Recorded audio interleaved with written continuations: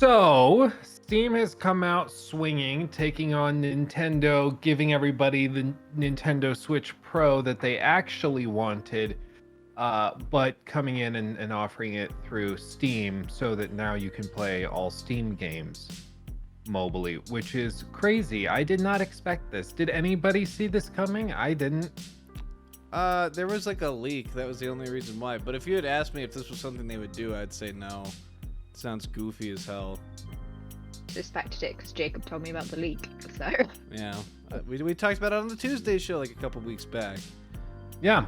No, I think, of course, something like this has been in the works for a long time. So this type of thing doesn't just happen. You know, they've been working on this for years and years and years, probably since about the time of the Switch, to be honest. But it's cool to see the thing is packing some real power. So by all accounts and measures, it can run like Jedi Fallen Order is one that they referenced. It can run that on high, locked at like, I think it was locked at 30, maybe 60, but it was running solidly, you know, a AAA game from this past generation. And it's very scalable because it's built through Steam. So, you know, Steam games in general can scale across different strengths of computers. So that means that for something like this, while it might not be optimized for the platform in the way that like a Nintendo Switch game is optimized for the Switch, at the very least, it should be scalable and it should allow you to change settings to adjust the experience to what you want. All told, I'm pretty excited. I think the thing looks like it slaps. I think this thing is potentially going to give Xbox a run for its money with regards to like the cloud gaming and stuff. Because if you can play PC games on the go on the device, that's way better than the cloud streaming, because you don't, of course, need internet access. It's going to be faster, less latency. All of these things go in its favor. So we'll just have to wait and see how it actually plays out. But if anybody could pull it off, it's probably Valve. But Jacob, you raised a good point before we started recording, and that's that Valve's track record ain't that great for this type of thing. Yeah, they've been pretty lackluster in terms of hardware. Great with software. Thumbs up on software. But hardware, they have had a rough go of things for sure. With the Steam controller, the Steam Link, their little VR set that they did. It's all very different stuff. Handheld is definitely a little more manageable because this is like software focused, where I guess the other projects were like, I don't even know how to describe like the Steam Link and the fucking Steam controller. It was just confusing, like the way they went about it, and then they didn't support anything. So like this could be like theoretically like a perfect handheld device, and then Valve just doesn't support it past a year, and then it's up to just, you know, fans of the console and modders and whatnot to get it up and running. So while it does sound great, it might, you know, it could just not be a super long running thing. I mean, there's a reason Valve hasn't released a console or whatnot. It's because they don't have to deal with that end of it. They want to deal with the software and distribution and selling stuff. But we'll see, I guess. It definitely, the specs, everything about it looks super good. And we should bring up the one kind of group it should be really competing with. The lovely people over at Nintendo, with all their nice exclusives. This is a new handheld that looks similar to the Switch and can run games that are probably better than 95% of the Nintendo shop on the Switch. So that's pretty good. Yep. I'll be honest, the one thing that I saw, it's on a bunch of the marketing, the ability to play games like Factorio on the go is huge. Like, those are my guilty pleasure, those simulation management games. I love them to death. I accidentally spent like an hour and a half last night playing a restaurant like simulator game. I don't know what happened, but like those are the kinds of games I just devour. And the one way I balance it out is that I have to be like sitting in front of my computer to play them. So I can't just like pour like dozens and dozens of hours into them. But this will make it so I can. So I'm excited. Now, granted, it's important to note, for one, the way they did this, it was created to try and minimize the number of scalpers that got their hands on the console. So for one, in order to order one, you had to first register with a $5 deposit. that puts you in a group of like pre-orders to the pre-order. So you're on a list, and then when your name is called, once they have inventory confirmed, you'll get an email, and then you place your order, and then like 2 months later, your console in theory shows up. So you're pre-registering or pre-ordering the pre-order, which is a little weird, but I think what their hope is that they can weed out scalpers early on. You put the deposit down, then they can filter out every step of the way. In addition, you also have to have made a purchase on your Steam account prior to June in order to qualify for a registration for the pre-order. So you can't just like create a bot that writes it like new accounts and keeps cycling and buying new devices. You have to have actually used your account, bought something with it prior to June, and so that I think goes a long way. But we're already seeing scalpers pop up, because of course we are. Yeah, who cares? Let them, you know what? Let the scalpers take what they want. Let them support Valve, and then we can just wait a little bit, because is this really something we need to hustle on? This project here? Like, I'm not like trying to like make fun of people that are, but is this really what we should like? It's, you have a computer. Well, and you know, how so often there do are you leave your house? Well, before we criticize the device, why don't we look into like the details? Whoa! The people. I was criticizing human beings with souls because I want them to feel bad for being excited about things, because I'm a bad person. Okay, but even so, before we bash human beings with souls for liking a device, let's see what the device actually is. Cammy, tell us about it. I mean, it looks exactly like the Switch, pretty much. 7-inch touchscreen display, and then 2 thumbsticks, directional pad, yeah, A, B, X, Y buttons, both R2, L2 triggers, and then there's R4 and 5, and L4 and 5, and they're calling them grip buttons, but they're like the paddles on the back of the controller. Once you're used to them, you can't go back. Like on Elite controllers or something, like it's a life changer. I mapped it for when I was playing Dark Souls 3, and the amount of times I accidentally took a shot of my Estus without wanting to, because I have big, gross swamp hands. They're sweating all the time. But you know what? No, I like it still. Big, gross swamp hands. Yeah. Huh. Jacob, aka Shrek. Hey! I'll take that. He's lovable. There's also trackpads, which is supposed to make games designed for the PC easier to play on handheld. I guess that's like, I guess we'll understand more about that once people are actually starting to play it.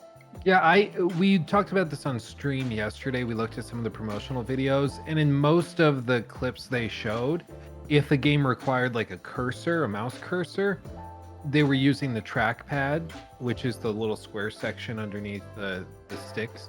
And it seems to work pretty well just based on what we saw. I mean, I'm sure those were simulated screen images, but even so, like, that's a good way. I hate using joysticks as like a cursor. It just doesn't work the same. It doesn't feel right. So I'm glad there's an alternative. And I bet you there's a way to like turn them off while you're playing a game with the joystick, so you're not accidentally bumping it.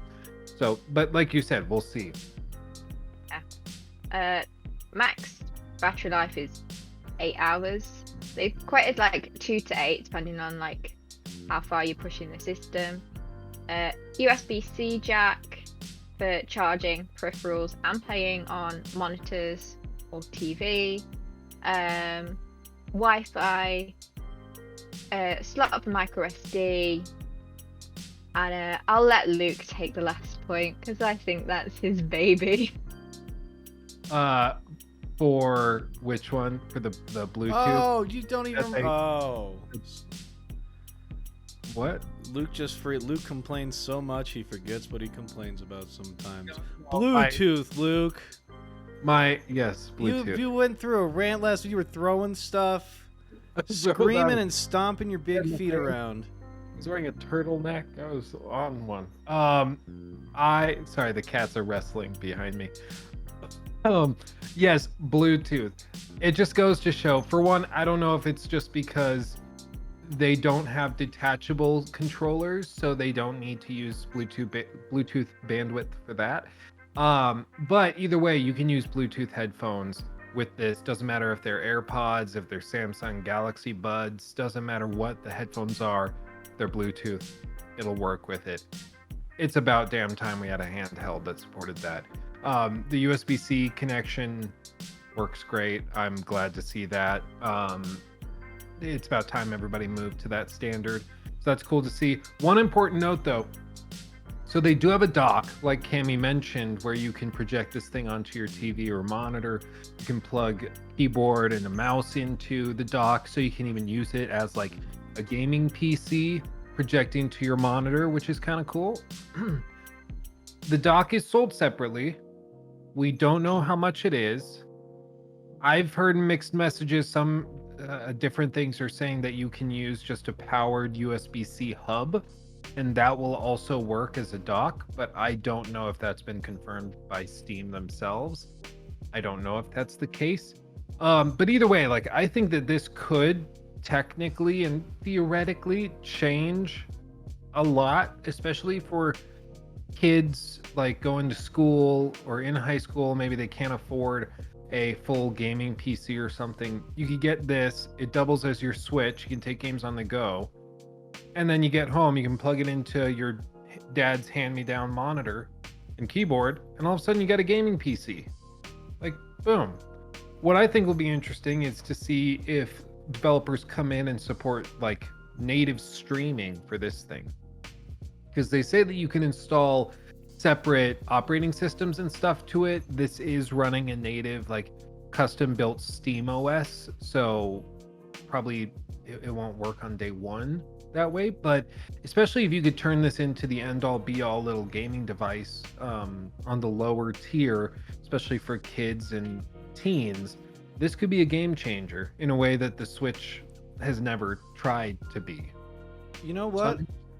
I hate to cut you off, but I'm going to make a prediction right now. I expect the Steam Deck by 2022 to have melted in multiple people's hands to the point where they have to recall all of them, and they have to fix a ventilation issue. Yeah, that's my prediction. It's going to get ridiculously hot. I think it's going to overheat so much that people are going to have trouble holding on to it. It's going to get like that hot. Do you want to bet something on it? You know what? Let me think of what's a bet that's actually feasible that won't like. You should, if you're wrong, you should get the Steam Deck just tattooed on your back. Shoulder blade to shoulder blade. Shoulder blade to shoulder blade. The Steam Deck. No. And on the Steam Deck, it's Cyberpunk.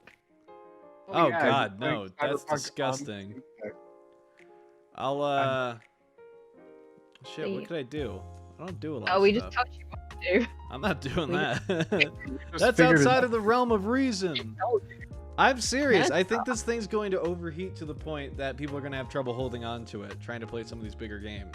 I do think it'll thermal throttle a fair amount. That's pretty common in handhelds. The ventilation system on this doesn't look too elaborate, so it's probably in line with the Switch, with just a basic fan and probably a couple heat pipes that wrap up and around the chassis.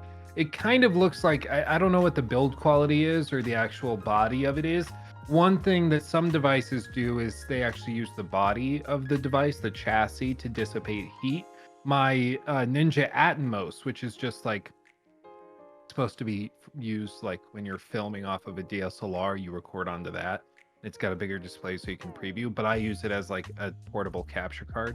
But that thing, like, if I hit record, I sit down for 30 minutes and then I get up to stop the recording. That thing is red hot. Not literally red hot, but it's so hot that if you grabbed it in one hand, it's going to start scorching your hand, because it uses the body, the metal body of the capture device to dissipate the heat. I hope that's not what they're doing here. I think it's exactly what they're doing here. I think that's going to be I think it's going to be the perfect handheld gaming system. but it's like a Twilight Zone episode or an episode of Black Mirror, but you can't hold on to it. And so people are like burning their hands, like, I just want to play Doom Eternal on the go, and they're burning holes in their hands. I'm fairly confident that's what's gonna happen. I don't want to toot my own horn, but cite this shit. Yeah. If it doesn't have, I need something actually feasible. We need to set feasible stakes. When we go to E3, you have to buy everybody dinner. Okay, yeah, we'll do that. But if I'm right, we buy you dinner. You buy me dinner. And we're going to that fucking crab shack that I saw in an episode of Guy Fieri. There's a crab shack that I saw when I was like 9 years old. I imagine it's still there. I'd like to eat there. Maybe. I have no idea. So yeah, all told, the Steam Deck, it's interesting. People aren't going to get their hands on it till December/early next year. They're telling me that my $5 pre-order for the pre-order, I won't be able to get one until at least Q2 of next year. So I don't expect to actually get my hands on this thing anytime soon. So be it. Don't buy anything from Scalpers. Right now, I don't think you even could. It's tied to the Steam account. So like, Scalpers are putting this thing up on eBay. Some people are charging as much as $2,400 for like the $650 version. Speaking of, 3 different options. Did we mention those? Oh, we didn't. Although it's kind of up in the air still, because they're saying that you might also be able to switch out with your own SSD. But No, what I heard was Steam came out, confirmed you can't do that. They do have micro SD card expansions, but the core storage is not replaceable or swappable. The other thing to note, the larger sizes, so it comes in 3 sizes, 64 gigs, 256, and 512. The difference between them is not just storage, but also with the 256 gigabyte version, it's an NVMe SSD, so you're going to have much faster load times versus the eMMC storage on the base model. And then you also get a community profile bundle if you order the fancier one, which I guess is just like you get a badge to flex that you bought this thing. And then the 512 gig version is also an NVMe SSD, so it's faster. It has premium anti-glare etched glass. Not sure what that means, but it is good to see it'll be actual like glass on the display instead of plastic. Now Valve is just making shit up. Now they're just, we found this ethereal glass down in the deep mines. We put it on it. Yes. It's gonna catch on fire. It's just, it's gonna get on fire. I think it's gonna run pretty well, I'm sure. I don't know how this thing will cool. Granted, they did partner with AMD to create a custom APU for this thing, and apparently this generation, I don't follow it too closely, but apparently it's very, very good at high performance, low TDPs, low heats, and low power consumption. So this thing actually could, in theory, run really well without getting too hot, if what they're saying about these new chips is true, which it seems to be true with some of the new CPUs and stuff that they're launching. Also, little detail, the Xbox Series S has 20 RDNA 2 cores. This thing will have 8.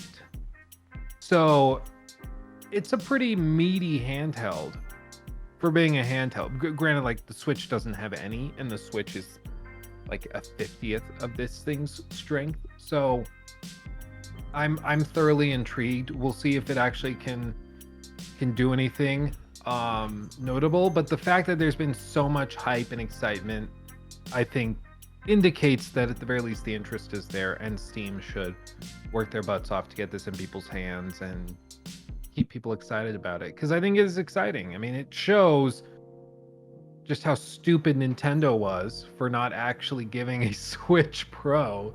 Like this, a week after the Switch OLED version goes up for pre-order, they come out with this and it goes crazy. Everybody's freaking out and loving it. So yeah, we'll see.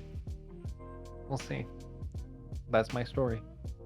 All right, well, shout out to Greg, who in the comments said it was his birthday at some point this year. Happy birthday, Greg, everybody. Happy birthday. Greg. And we'll see you all next time.